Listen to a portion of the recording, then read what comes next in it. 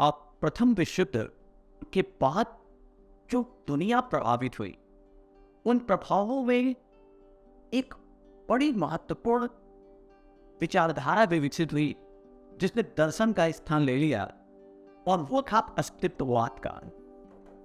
कारण ये था कि जिस तरह फर्स्ट वर्ल्ड वॉर में, प्रथम विश्व युद्ध में लोग मरे, उसके बाद मानवीय अस्मिता, ह्यूमन डिग्निटी पर प्रश्न लगने लगा। ये लगने लगा कि आखिर इस जीवन की महत्ता क्या है।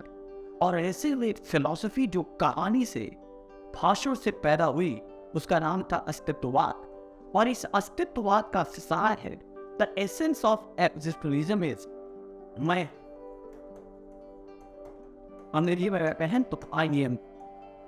इसने मानव जीवन को, जब मनुष्य के रूप में आपका जन्म हुआ है, तो उसकी डिग्निटी को मेंटेन करने के लिए, उसे प्रतिष्ठित करने के लिए एक शब्द आया मैं। याद रखिए, इससे पहले जो वेस्टर्न फिलॉसफी, पाश्चात्य विद्वान बुद्धिवादी विचारधारा से प्रेरित थे, तो वो कहते थे, डेकार्ट ने कहा था आई थिंक सो आई। मैं सोचता हूं इसलिए मैं, पहले सोचता हूं और फिर मैं। और ये प्रोसेस था जो हमने कहा बुद्धिवादी दार्शनिकों कि चिंतक प्रक्रिया पहले है फिर एग्जिस्टेंस है। उसको पूरी तरह पलट दिया और कहा नहीं, मैं वो इसलिए मैं सोचता हूं, I am so I think. तो आई एम ये पहले होना चाहिए। और इन अस्तित्ववादी दार्शनिकों ने मनुष्य या मानव जीवन को इतना महत्वपूर्ण माना और कहा कि इनको अपने निर्णय लेने के लिए स्वतंत्र होना चाहिए। और उन्होंने इस रूप में स्वतंत्रता दी और मानी कि मानव जीवन से या मनुष्य से एक तरह से ईश्वर को ही अलग करने की कोशिश की। और आपने सुना होगा, अस्तित्ववादी, जब भी हम दार्शनिकों की बात करें तो एक दार्शनिक का नाम आता है जेओपार्ड सार्त्र। और सार्त्र ने कहा ईश्वर मर गया। उसके बाद नीत्शे आता है, वो तो यहां तक कहता है ईश्वर मर गया, उसका मर जाना ही अच्छा था। क्यों? क्योंकि ये मानव जीवन को केंद्र में लाना चाहते हैं। ये नहीं चाहते कि किसी भी निर्णय का आधार, चिंतक के आधार में कोई और एंटिटी आए, गॉड आए। उन्होंने मानव जीवन को पूरी तरह से प्रतिष्ठित करने के लिए, उसके निर्णयों को केवल उसका निर्णय सिद्ध करने के लिए ईश्वर से मनुष्य को अलग करने की कोशिश की। और इसी प्रसंग में, इसी संदर्भ में कह दिया कि ईश्वर मर गया, उसका मर जाना अच्छा था। हर बात के लिए इन्होंने मनुष्य को ही निर्धारित और उसको ही जवाबदेह घोषित करने की कोशिश की। ऐसा दर्शन उभरता है फर्स्ट वर्ल्ड वॉर के बाद। और एक बड़ी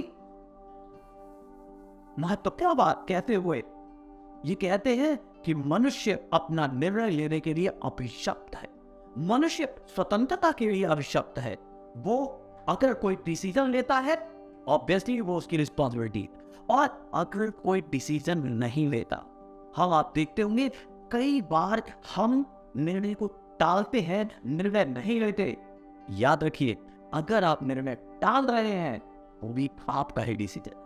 अगर आप निर्णय नहीं ले रहे हैं तो निर्णय न लेना भी आपका ही डिसीजन है। इसलिए निर्णय को लेकर हमेशा अस्तित्ववाद ने कहा कि यह मनुष्य की उत्तरदायित्व है, ये मनुष्य का ही जवाबदेहिता है। और इस आधार पर अस्तित्ववाद ने कोशिश की कि मानव जीवन को फिर से प्रतिष्ठित करे। हाँ, ये बात अलग है कि यह अस्तित्ववाद मानव जीवन को प्रतिष्ठित करने के क्रम में निस्वार्थवादी होता चला जाता है, नास्तिक होता चला जाता है और ईश्वर को एक तरह से नकारने की कोशिश करता है। जो ऑब्वियसली अगर हम भारतीय संदर्भ में देखें, अपने आध्यात्मिक संदर्भ में देखें, तो इसमें कई जगह ऐसी चीजें हैं जिसकी आलोचना की जा सकती है। लेकिन यह तो मानना पड़ेगा कि जब मनुष्य और मानव जीवन से लोगों को निराशा मिल रही थी, लोग हताश हो रहे थे, तो अस्तित्ववादी विचार ने लोगों को यह बताया कि मनुष्य के रूप में आपका जीवन कितना इंपॉर्टेंट। भारतीय संदर्भ में अगर देखें तो आपने वो बचपन में कविता जरूर पढ़ी होगी, न रहो न निराश करो मन को, कुछ काम करो कुछ काम करो, या जन्म हुआ किस अर्थ हो, कुछ तो अभिप्राय करो तन। तो याद रखिए, मनुष्य के जीवन में मनुष्य के रूप में अगर आप पैदा हुए हैं तो आपको यह मान के चलना है कि आपको अभिप्राय सिद्ध करना है कि आपका जन्म किस लिए हुआ है। ऐसी कुछ दूसरे संदर्भ में बात अस्तित्ववाद भी कहता है।